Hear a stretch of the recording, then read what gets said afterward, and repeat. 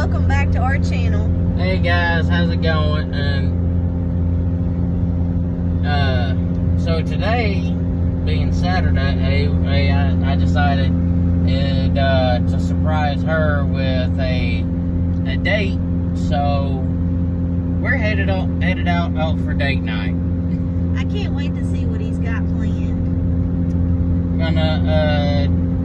We're gonna swing by somewhere somewhat special for some food and maybe some non-alcoholic drinks.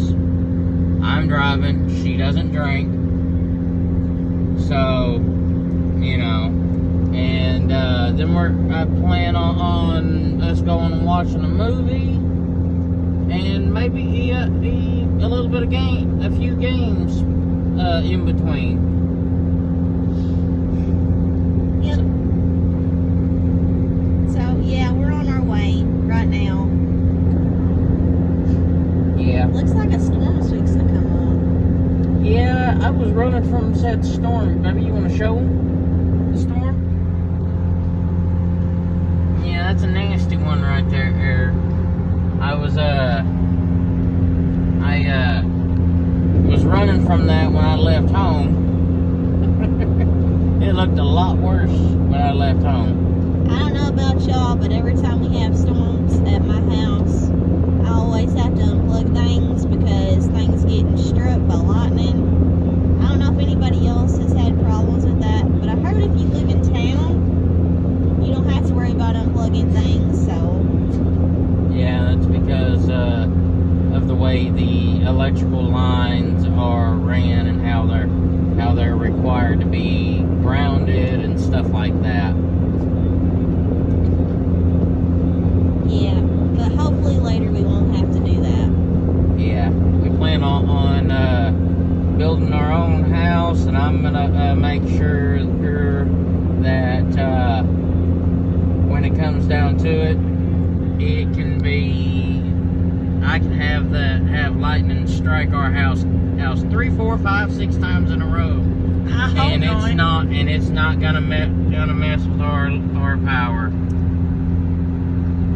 or at least it's not gonna mess with anything that's in the house.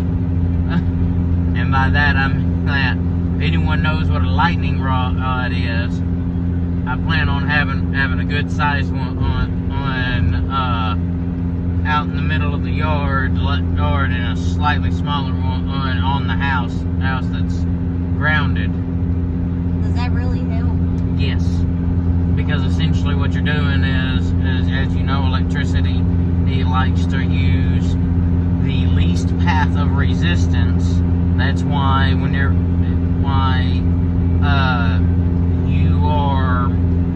you as a person are more likely to, if you're standing out in the field and you have a dead tree standing out there with you and it's just as tall as you are more likely to get struck by lightning than that wood is, because you are more conductive than the wood if you're barefoot. Very interesting. So, and metal, especially copper, is a lot more electrically conductive than a house.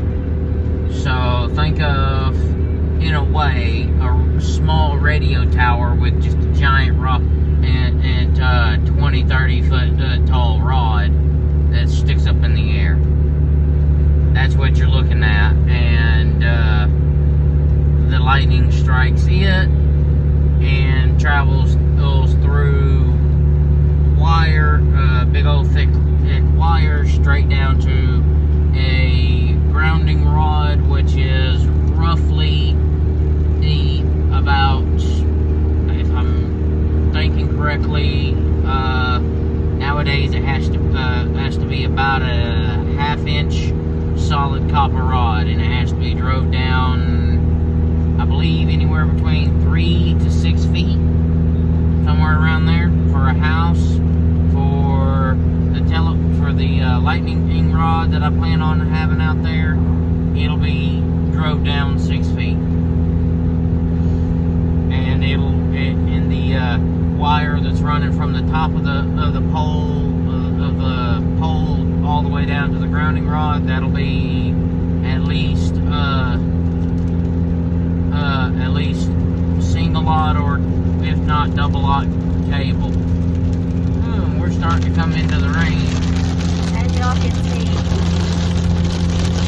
Hopefully it's just going to be rain, but not like a big storm.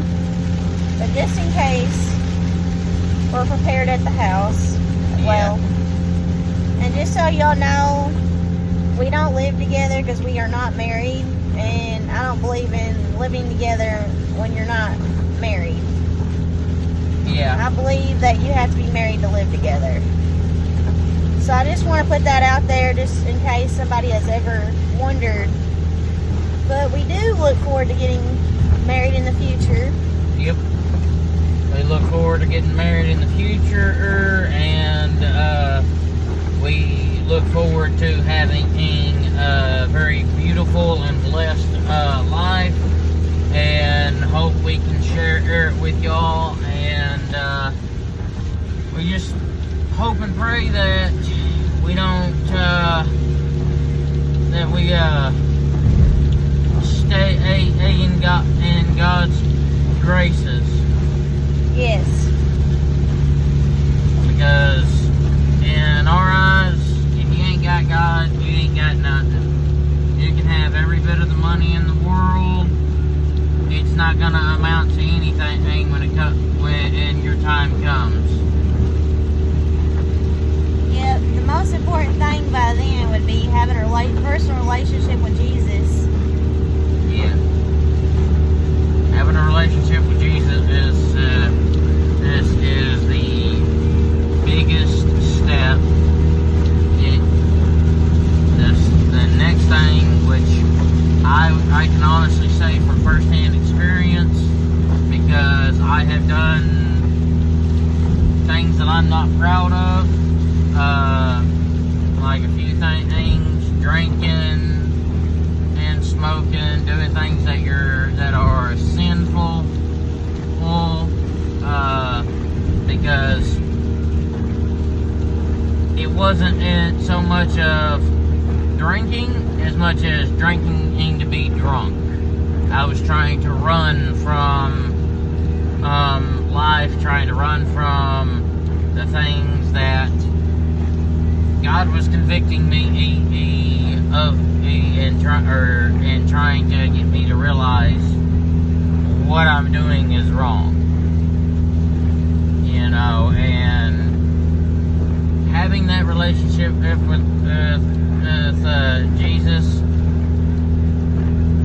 is the big step. But then, not only that, but you can't keep living that way. You have to change.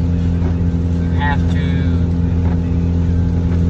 change what you're doing. You have to stop doing the sinful stuff. With God's help, though. Yes, you cannot do it without Him. You can't do it on your own. No. I can tell you that at first hand that I have tried. Does not work. You might think, oh yeah, it does, because you're able to, like for example, stop smoking cold turkey. I was smoking 2.5 packs of cigarettes. Cowboy killers, if any of y'all all know what they are. For those that don't, the Rail Red 100s. I used to smoke 2.5 packs a day for an entire summer. Stopped cold turkey, didn't touch a cigarette for about 1.5 years, and I wound up starting right back. Now, I no longer smoke cigarettes. Yes, I vape. Y'all might catch me vaping from time to time in a video, but I no longer smoke cigarettes. I've not smoked cigarettes in, what, almost 6 years? 5-6 years? Wow, that's awesome. Yeah. And I can honestly say I never thought I would be able to kick the habit. And I've prayed that my parents both who have been smoking since my dad, he's been smoking, I believe he's like 48 now, and 48, 49, and he's been smoking since he was 12, no, 13. My mom's been smoking since she was 12. So, and today's her birthday, by the way. Happy birthday. Happy birthday, Mom. She been smoking since she's 12, and she is, what is she? She's 22 years older than me. That would put her at, what, 51, I believe, now. So, yeah, she's 51 today. And so you do the math. She's been smoking for quite a long time, and never thought she'd kick the habit. And both her and my dad no longer smoke cigarettes. They vape like I do, and recently my mom hasn't even vaped because she wound up having some personal issues go on, medical, that to where she decided she no longer wanted to vape either, and she don't.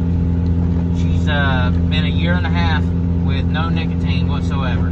That's awesome. So, and the thing is I prayed for my parents to stop smoking, and if it wasn't for the Lord, they wouldn't have stopped smoking, because they've tried many a times. They've tried the gum, they've tried the little lozenges, they've tried the patches. None of it worked for them. The vaping's helped my mom and dad. Yeah. They used to smoke too. Yep. So, it's a big surprise on how much better they're doing, and I can honestly say that now, because I've been smoking, like I said, for 5-6 years, 4 or 5 years, something like that. And the food that I eat, and make, I can tell that it's not. It actually has more flavor than it used to. And I've noticed that there's not so many things that it's like I might have to add a little bit of salt or pepper, but I pick up on things that I used to not pick up on, where other people would say, hey, like, I taste a little bit of celery in this, or I taste a little bit of cumin in this, and it's like, I don't taste that at all. Really? You don't taste that when you used to smoke? Yeah, I didn't. Like, certain things, like, after I stopped smoking and I started vaping, and this goes for anyone who has kids that have stopped smoking, and if they're telling you that the food's too salty, or the food's really salty, or it tastes really over seasoned, believe them, because I can tell you right now, there's been many a times where I've taken a burger patty after my mom and dad has cooked, and took it after it's cooked, went over to the sink and rinsed it off under hot water, and then it was still a little too seasoned. Wow. Yeah. So, has not smoking cigarettes helped with that? Yes, it's helped with, it's helped with my lung capacity. A lot of people will say that, oh, vaping's worse for you because you can get what's known as popcorn lung. Yes, you can. But the way way you get popcorn lung is by sitting here trying to rinse a coil out instead of just changing out the coil. Like, for example, cinnamon does not go well with what is it? It's papaya or guava. I didn't know that. Yeah, the flavor of cinnamon does not go good with like papaya or guava and papaya or mangoes. Cinnamon and mangoes do not go together whenever you're vaping. It has a bad transition flavor, so people will take the coil and try and rinse it out under hot water and won't sit there and actually let it boil off the water. You have to boil off the water so that you don't you're not inhaling water vapor. Because what happens is you have the oils, which is the propylene glycol and vegetable glycerin, that is vape juice. That's the two primary ingredients. One carries your cloud, one carries your flavor. Like, for example, the juice that I have right here is called Fruit Monster or Mixed Berry. This one is a non-nic salt. It's a 75-25. 75% vegetable glycerin, 25% propylene glycol. Like I said, one carries your cloud, one carries your flavor. So when you heat that up, it vaporizes. But when you mix that and water together, those are water-soluble oils. So they actually dissolve into the water. A lot of people say, oh, water and oil don't mix. Yes, typically that is correct, because one's polarized, one's non-polar. But with these are polarized like water, so they are hydroscopic, not hydrophobic. Which means hydroscopic meaning they love water, hydrophobic meaning it repels water. So it actually does, this oil, the vape oil and water do mix together, which causes the water to actually be superheated, and now in your vapor from your juice, it actually has superheated steam that is superheating your smoke, and when it goes into your lungs, if you've ever seen what steam, if anyone's ever cooked, a steam burn hurts way worse and lasts way longer than just grabbing a 300 to 150 degree pan and being like, ouch. So now imagine that inside your lungs. It's going to turn the inside of your lungs and make it look like popcorn, and the reason it makes it look like popcorn is because you have what's known as alveoli in your lung, looking like little think of like gummy nerds in a way, like nerd clusters, and all of those get blistered by the superheated steam. That is what causes popcorn lung. Because I've had a buddy who religiously would rinse out his coils and not let them dry, or what is known as boiling dry, which basically just you hit the button and allow it to heat up the water and burn it off. Or if you have an older style coil, where you actually have to suck on it to get it to turn on, kind of like the old vape pens. With those, you have to hit it like a cigarette, where you draw in with the mouth, not with the lungs, and then immediately puff it out. Do not inhale, because otherwise you will run the risk of getting popcorn lung. Wow, I did not know that.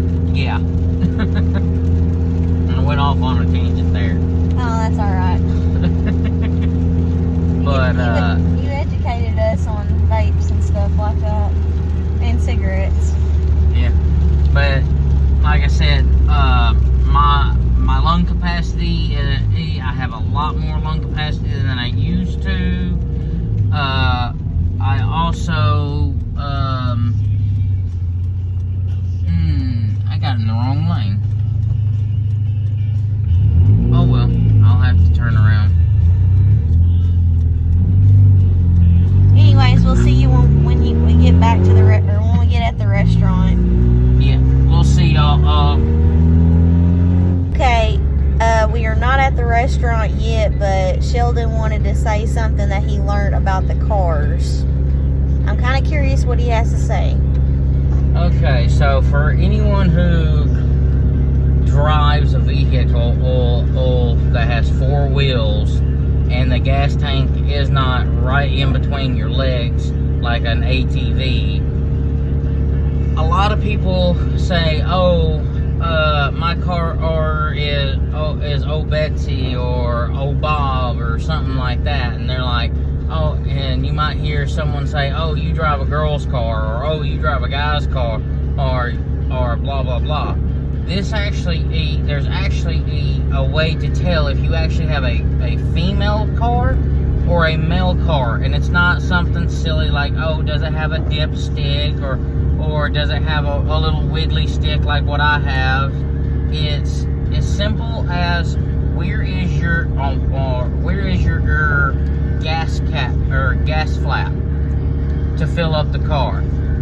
Because back in the day, when a guy like me, his car, he gets out and fills it up. So he's driving his car, he gets out on the driver's side, goes back to the gas pump, puts the nozzle in on the driver's side. If a woman was driving out of chivalry, a man was riding in her car, like if I'm riding in Lauren's car, and she pulls up to the gas pump, her gas tank flap is on the passenger side. As a guy, out of chivalry, I am supposed to get out and pump a lady's gas. So therefore, I'm riding in the passenger side seat. I get out, go out. She pulled up where the gas pump is on the passenger side, which means me being the man, I get out, I'm on the passenger side, I go to the pump and fill up her car. So therefore, if your gas cap app is on the passenger side, you drive a woman's car, and if your gas flap is on the driver's side, you drive a man's car. Whether that be a truck, a pickup truck, a car, an SUV, does not matter. That dates back to when women were started it being legally allowed to drive on the roads by law. That is when they implemented that.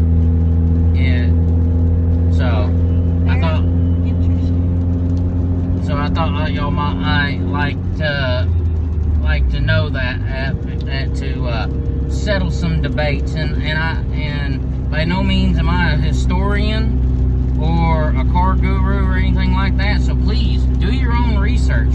Look up when did gas caps start being put on the passenger side or driver's side. Wow, now I'm wondering about that. I didn't know that. Mm-hmm. So what would mine be? Yours is a woman's car, because when you pull up, the gas tank, the gas pump is not on this side. You pull up and it's on that side. That's weird. So yes, you drive a woman's car. My car, my gas flap is on the driver's side, so therefore I drive a man's car. And yes, they do make the exact same car for both men and women, so you can find them on both sides. One car, or it's the exact same car, but the gas flap is on the driver's side versus the other one is on the passenger side. Okay, we'll see y'all when we get back to the restaurant, okay? See y'all. Hey guys, we just made it to the Lemonade and Grill house. It's a bit crowded. I would show y'all all around a little bit if I could, but we're currently, as you can see, stuck in a corner because of how crowded it is. But we'll leave in the comment, and it's what we decided we're gonna try and let y'all know whenever we figure that out. Okay, so we just got finished eating at the Lemonade House. Okay, so we just got finished eating at the Lemonade House. It was good. I will say, if y'all decide you want to try something a bit on the spicy side, the jacked pepperoni flatbread. I will be suffering from that later. And what was it that you got? The big poppy fries? Yeah. Oh, be careful! Don't fall. Well, I took myself out and a car. Oh yeah. But you said it was the big poppy fries. Those were really good. So yeah. We'll get back with you in a little bit. So if there's a Lemonade House where y'all are at, I encourage y'all to go there. It's really, really good. The what now? I was telling them how good the Lemonade House really was. Oh yes, I highly suggest y'all go and try it out. Highly suggest it. It's his first time, and it's been like several years since I went. I think I didn't go. I think the last time I've been was like high school, and that's been like 10 years ago. 10 or 11 years ago. Which is hard to believe that it's been that long. Yeah. So, trying to get our little route set up here. But anyways, I think I'm going to end the vlog here. I hope y'all are having a good day, and if y'all are near any storms, I pray that the Lord be protect y'all, and I pray y'all stay safe. Yes, stay safe. Heed the weather warnings, and God bless y'all. Have a good day. Have a good night.